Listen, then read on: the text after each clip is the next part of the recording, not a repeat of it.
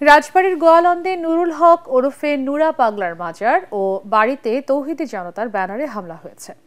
জুমার নামাজের পর গোয়ালন্দ মুক্তিযোদ্ধা আনসার ক্লাব চত্বরে বিক্ষোভ শেষে দরবারে ভাঙচুর ও অগ্নিসংযোগ করে বিক্ষুব্ধ জনতা। এক পর্যায়ে সেখান থেকে মরদেহ তুলে পদ্মার মোড়ে আগুনে পুড়িয়ে দেয় তারা।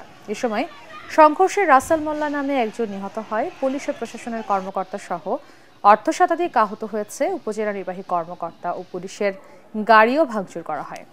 পরে সেনাবাহিনী ও র্যাব পরিস্থিতি নিয়ন্ত্রণে আনে। গত 23শে আগস্ট মৃত্যুর পর নুরা পাগলাকে দরবারে উঁচু বেদিতে দাফন করা হয়।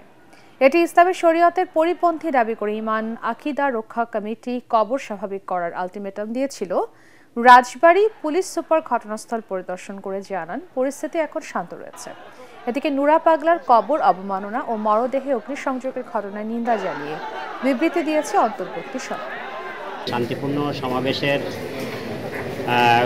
কথা ছিল, এবার হঠাৎ করে কিছু অংশ তারা হাতুড়ি, রড এবং শাবল, দেশীয় অস্ত্রশস্ত্র নিয়ে আমাদের ওখানে পাশে ডিউটিরত পুলিশের উপরে প্রথমে আক্রমণ করে, পুলিশের গাড়ি ভাঙচুর করে। আপনারা জানেন যে এখানে ইউনো মহোদয়ও ছিলেন উপস্থিত, তারও গাড়ি ভাঙচুর করে এবং তারা উচ্ছৃঙ্খলভাবে এখানে পরবর্তীতে এসে এই যে বাড়িটা আপনি দেখছেন, এই বাড়িতে তারা ঢুকে পড়ে এবং এখানে অগ্নিপাত ঘটায়।